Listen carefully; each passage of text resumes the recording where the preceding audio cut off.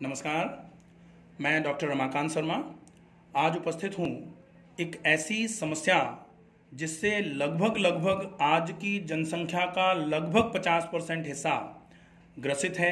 समस्या है cervical spondylitis.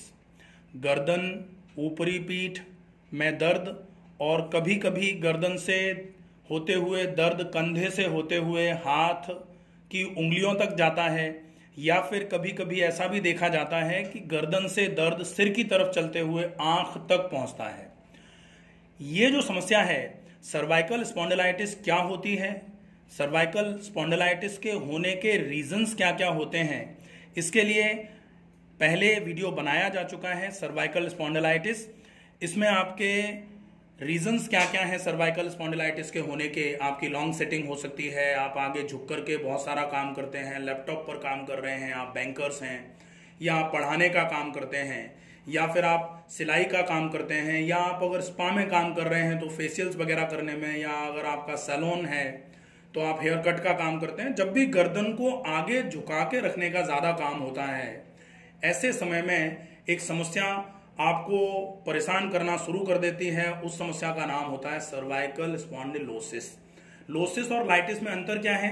Loses का मतलब होता है मांसपेशियों में जकड़न, और मांसपेशियों की जकड़न की वजह से अगर इंटरवर्टिब्रल डिस्क पर कोई भी इन्फ्लेमेटरी चेंजेस आना चालू हो जाते हैं तब इस समस्या को बोलना चालू कर दिया जाता है सर्वाइकल स्पॉन्डिलाइटिस। इस समस्या का एक बहुत अच्छा समाधान है। हम देखते हैं कि आपकी रीढ़ जो है वो आपके सिर पर पीछे की तरफ अटैच है। अगर हम देखें तो रीढ़ की हड्डी जो हमारे स्कल पर अटैच हुई है, जिस जॉइंट का नाम होता है atlanto occipital joint, first cervical vertebra जिसको एटलस बोलते हैं, और ऑक्सीपिटल पार्ट ऑफ जो स्कल है उस पर जब वो अटैच होती है पिवोटेड जॉइंट बनाती है। तो पिवोटेड जॉइंट जो बनता है वो कहाँ बन रहा है? आपके बिल्कुल खोपड़ी के पीछे वाले हिस्से पर। तो आपकी खोपड़ी का ज्यादातर हिस्सा आगे की तरफ है, वजन आगे ज्यादा है, पहले से ही आगे ज्यादा वजन है, और आगे ज्यादा वजन वाली स्थिति में अगर आप गर्दन को थोड़ा बहुत भी आगे झुका करके रखने का काम करते हो तो आपको गर्दन की दर्द की समस्याएं लगातार बढ़ती चली जा रही हैं। और उसका एक रीजन ये भी है कि आप केवल काम कर रहे हैं, आप कंपनसेटरी मैकेनिज्म नहीं कर रहे हैं। अगर आपने कोई एक्शन किया है, अगर आपने उसके अगेंस्ट कोई एक्शन नहीं किया है तो डेफिनेटली प्रॉब्लम्स आपको फेस करनी ही पड़ेंगी। आपको क्या करना चाहिए? जैसे अगर आप एक लकड़ी लेते हो, हरी लकड़ी ली आपने, और हरी लकड़ी को आपने एक तरफ मोड़ा, और एक तरफ मोड़ने के बाद आपने उसको छोड़ दिया तो लकड़ी जो है वो मुड़ी हुई रह जाएगी। लेकिन अगर आपने एक तरफ मोड़ा है, उसको साथ ही साथ ही आप दूसरी तरफ भी मोड़ देते हो तो वो लकड़ी फिर से स्ट्रेट हो जाती है। योग में आसन का एक सिद्धांत है कि अगर आप आगे की तरफ झुक रहे हो तो आपको कंप्लीमेंट्री आसन भी करना पड़ेगा, मतलब आपको साथ ही साथ पीछे झुकने का आसन भी करना पड़ेगा, तभी वो ठीक है। अगर आप आगे झुकने का आसन करने के बाद क्लास को खत्म कर देते हैं तो आपकी मांसपेशियां खिंच जाएंगी, जो एक आइडियल योग क्लास नहीं मानी जा सकती। ऐसी कंडीशन जो है हमारे गर्दन के साथ हो रही है कि गर्दन को आप आगे की तरफ तो लगातार झुकाए हुए रहते हैं, लेकिन पीछे झुकाने का काम पूरे दिन में कभी होता ही नहीं है। ऊपर की तरफ झुकना, ऊपर की तरफ देखना हम पसंद ही नहीं करते, या पीछे की तरफ झुकना हम कभी पसंद ही नहीं करते। हम लगातार आगे झुकने का काम कर रहे हैं। हमको बचपन से सिखाया जाता है झुक के रहना है, झुकता वही है जिसमें जान होती है, पता नहीं क्या क्या बातें बताई जाती हैं। लेकिन हम आगे झुकें तो साथ ही साथ हमें पीछे झुकने को भी प्रैक्टिस करनी चाहिए। अगर हमने आगे झुकने के बाद पीछे झुकने की प्रैक्टिस नहीं करी है तो मांसपेशियां निश्चित रूप से बुरा मान जाएंगी, और अगर मांसपेशियां बुरा मानेंगी तो वो बदला लेना चालू करेंगी, और बदले के रूप में आपको कोई ना कोई बीमारी देंगी। तो गर्दन की जो समस्याएं हैं उन समस्याओं का निदान बहुत आसान तरीके से हो सकता है अगर आप गर्दन का व्यायाम सही तरीके से सीख लेते हैं। लेकिन आज भी हम गर्दन की एक्सरसाइजेस की जब भी बात आती है, हम गर्दन को बिल्कुल चारों तरफ घुमाना शुरू कर देते हैं, जबकि ये एक्सरसाइज फिर से आपको बहुत नुकसान पहुंचाने वाली मानी जा सकती है। इसलिए आपको गर्दन को सर्कमडक्शन पर नहीं ले जाना है। आपकी गर्दन की एक्सरसाइजेस जो हैं, जो आप बहुत आसानी से करेंगे, जो आपके किसी भी दर्द में ज्यादा से ज्यादा दर्द अगर आपको हो रहा है उस समय भी जो आप एक्सरसाइजेस करके गर्दन के दर्द में फायदा ले सकते हैं, वो एक्सरसाइजेस हैं isometric exercises of neck. Isometric neck exercises में पहली एक्सरसाइज जो होगी उसके लिए आपको अपने दोनों हाथों को सुपर इम्पोज करके माथे पर लगाना है सामने की तरफ। इसके लिए आपको ये जरूर ध्यान रखना होगा कि आपका पूरा का पूरा पोस्चर जो है वो बिल्कुल इरेक्ट होना चाहिए, स्ट्रेट होना चाहिए। आपने अपने दोनों हाथों को सुपर इम्पोज करके हथेलियों का बीच वाला हिस्सा जो है वो माथे के बीच वाले हिस्से पर लगाया। अब आपने अपने दोनों हाथों से जोर लगाते हुए माथे को पीछे की तरफ धकेलना है और एट द सेम टाइम आपको अपने माथे पर जोर लगाते हुए सेम कैटेगरी का फोर्स हथेलियों पर जनरेट करना है, ताकि आपकी गर्दन ना तो आगे की तरफ आए और ना गर्दन पीछे की तरफ जाए। जितना फोर्स आप हथेलियों से माथे पर लगा रहे हैं ठीक उतना ही फोर्स आप माथे से हथेलियों पर लगाएंगे। इसमें आइसोमेट्रिक, आइसो मतलब सेम, मैट्रिक मतलब मीटर, मीटर मतलब ये डिस्टेंस की का पैरामीटर होती है, मतलब यहां आपका मूवमेंट बिल्कुल नहीं हो रहा है, सेम लेंथ रहेगी मसल की, लेकिन मसल धीरे धीरे करके अपने टोन को इंप्रूव करेगी। तो आपने देखा कि किस तरीके से दोनों हाथों की हथेलियों को सामने रख करके आपने अपने हथेलियों से माथे पर और माथे से हथेलियों पर प्रेशर लगाते हुए इस एक्सरसाइज को पूरे तरीके से आपने अपनी गर्दन की मांसपेशियों की टोन को इंप्रूव करने के लिए उपयोग में लिया। यहाँ डॉक्टर कृपाचार्य आपको ये जो डेमो दे रहे हैं, अगर आपने इस एक्सरसाइज को प्रॉपर तरीके से समझ लिया तो आपकी गर्दन की समस्याओं में डेफिनेटली बहुत अच्छा फायदा मिलेगा। पहली एक्सरसाइज हुई। दूसरी एक्सरसाइज है, ऐसे ही आपको अपने दोनों हाथों की फिंगर्स को ग्रैस्प करके पीछे की तरफ जहां आपकी हेयर लाइन रहती है वहां आपके अंगूठे रहेंगे। अंगूठे जो हैं वो जो आपकी पोस्टीरियर हेयर लाइन है, जहां आपके बाल खत्म होते हैं वहां अंगूठे रहेंगे।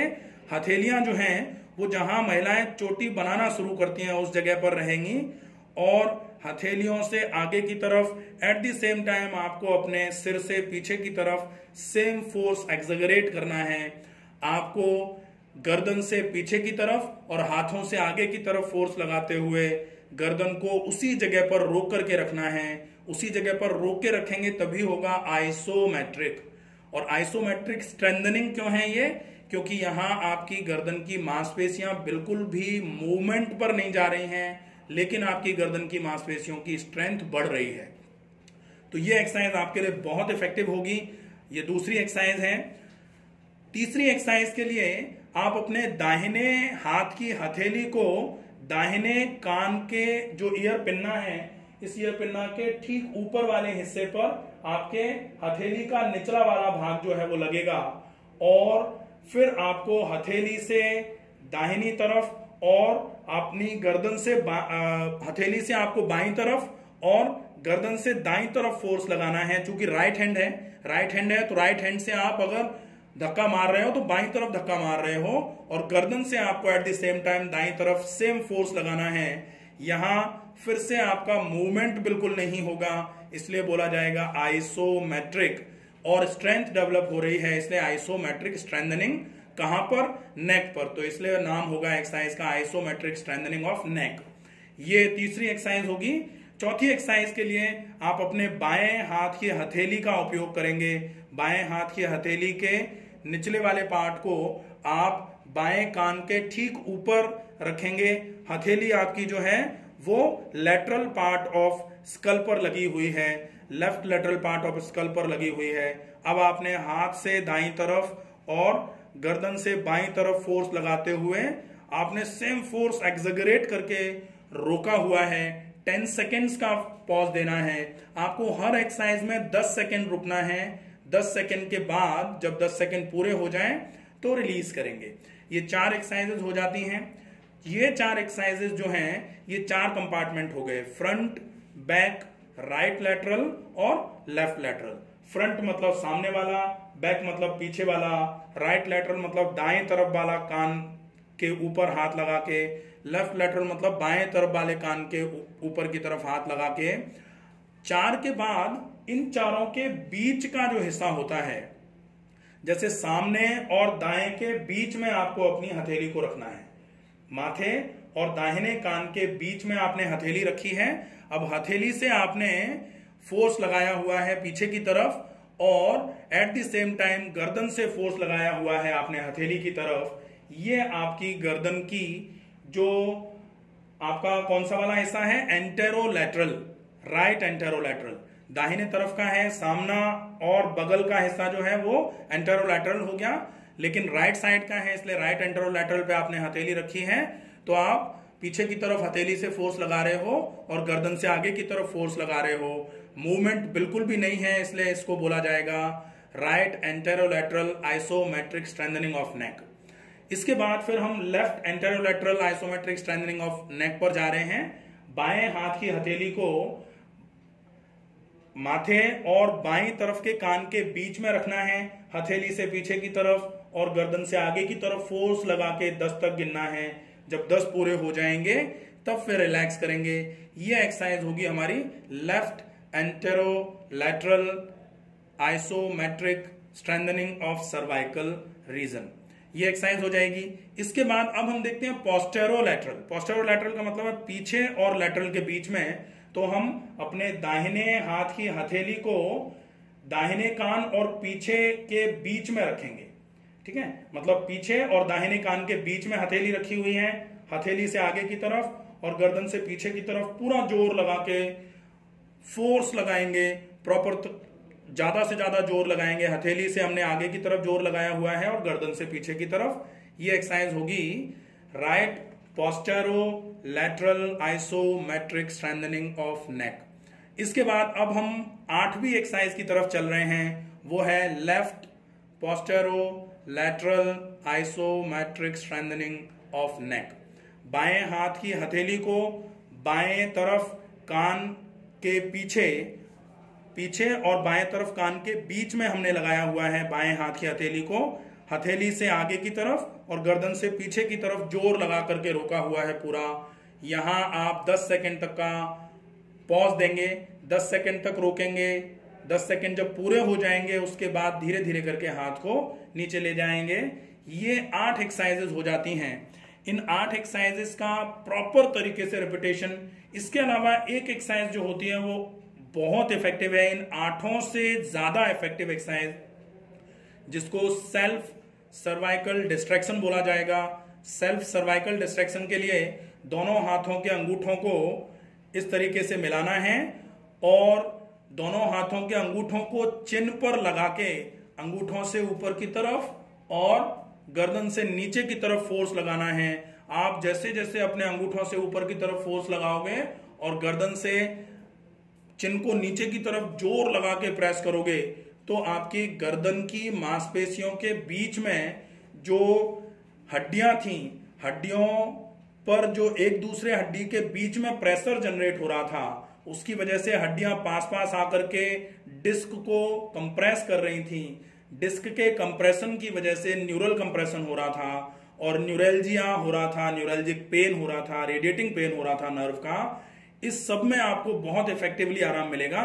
ये एक्सरसाइज होती है, इसको बोला जाएगा सेल्फ डिस्ट्रैक्शन। सेल्फ मतलब आप स्वयं कर रहे हैं इसको, इसमें किसी चीज की जरूरत नहीं है। डिस्ट्रैक्शन मतलब जो आपकी हड्डियां हैं उनको दूर दूर करने का काम आप कर रहे हैं। तो अगर आपको दर्द गर्दन से होते हुए, कंधे से होते हुए हाथ की तरफ आ रहा है, या गर्दन से दर्द आपके सिर की तरफ जा रहा है, आंख की तरफ आ रहा है, ऐसी कंडीशन में आप इस एक्सरसाइज को करके अपने इस रेडिएटिंग पेन को खत्म कर सकते हैं और आप अपनी सर्वाइकल स्पॉन्डिलोसिस या सर्वाइकल स्पॉन्डिलाइटिस की समस्या को जड़ से खत्म करने का प्रयास कर सकते हैं। अगर आपने इन अभ्यासों को बहुत अच्छे तरीके से फॉलो किया तो फिर प्रयास आपको सफलता जरूर दिलवाएगा।